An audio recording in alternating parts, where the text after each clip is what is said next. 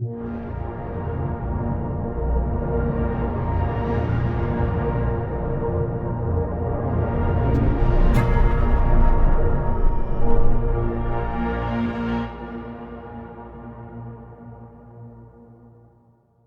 paz, irmãos, Gênesis 41 é a mensagem deste dia.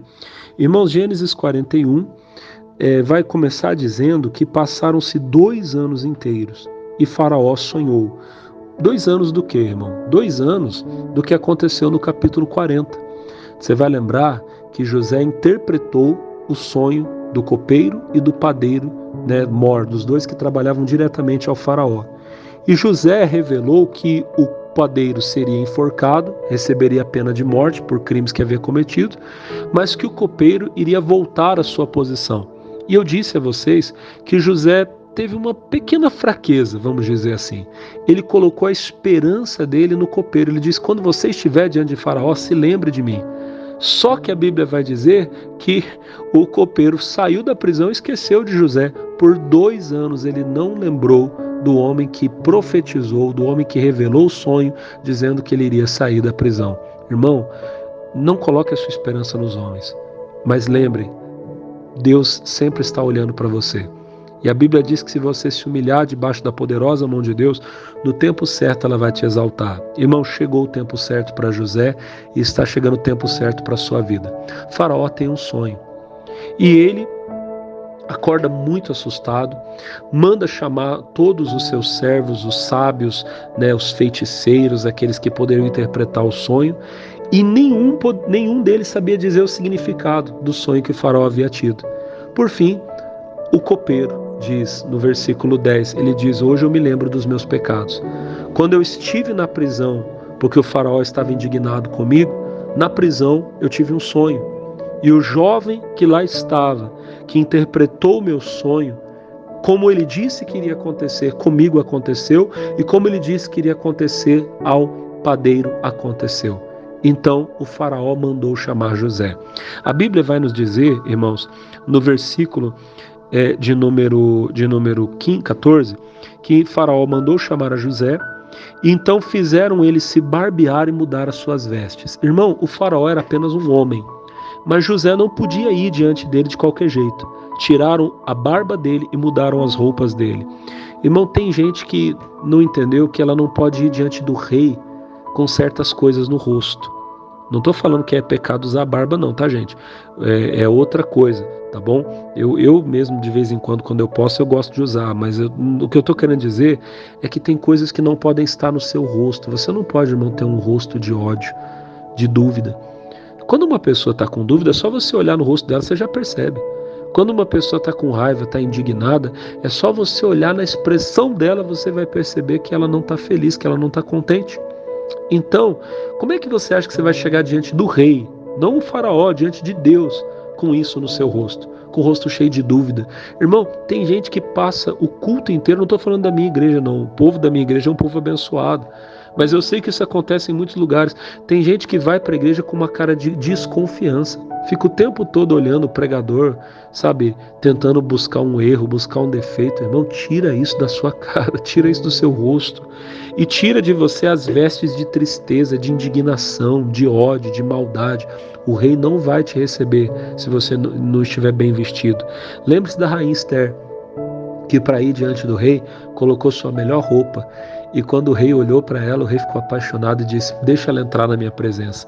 Vá ao Senhor com vestes de louvor, com vestes de adoração. Aleluia, glória a Deus. Aí, irmãos, a Bíblia diz que levaram José ao faraó, e o faraó olhou para José e disse assim: olha, disseram para mim que você sabe interpretar os sonhos. Nenhum dos meus sábios pôde interpretar, mas você pode. A resposta de José é tremenda. José, ele olha a Faraó e diz assim no versículo 16: isso não está em mim. Deus dará resposta de paz a Faraó.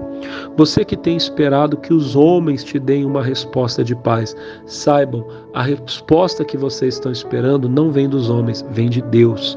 A resposta que você precisa, irmão, vem do Senhor.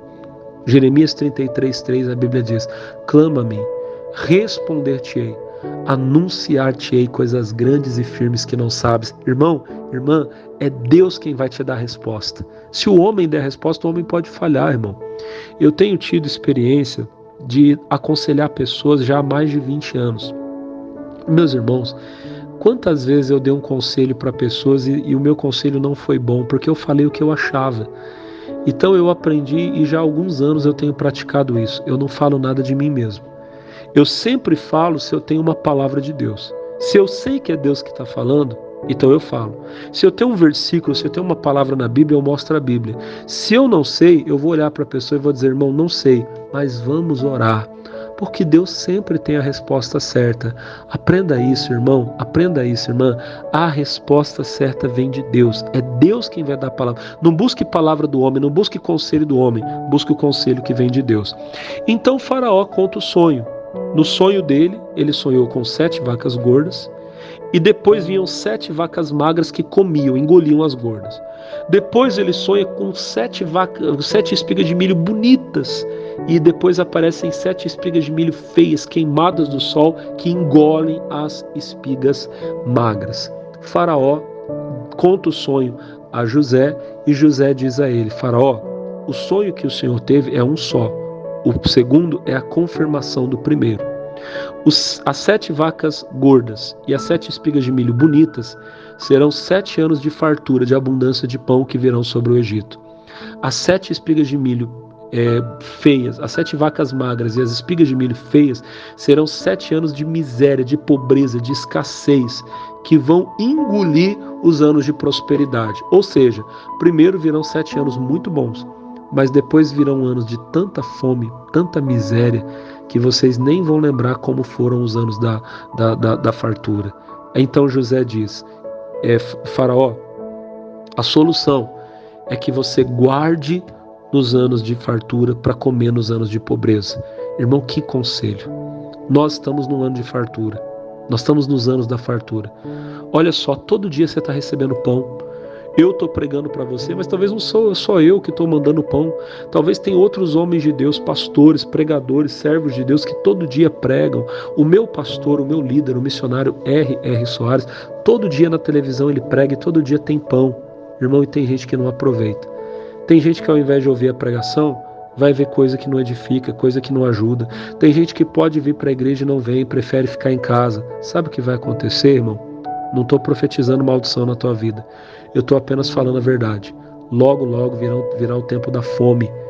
E talvez você vai ter problema sério. Por quê? Porque você não aproveitou para guardar comida quando você podia.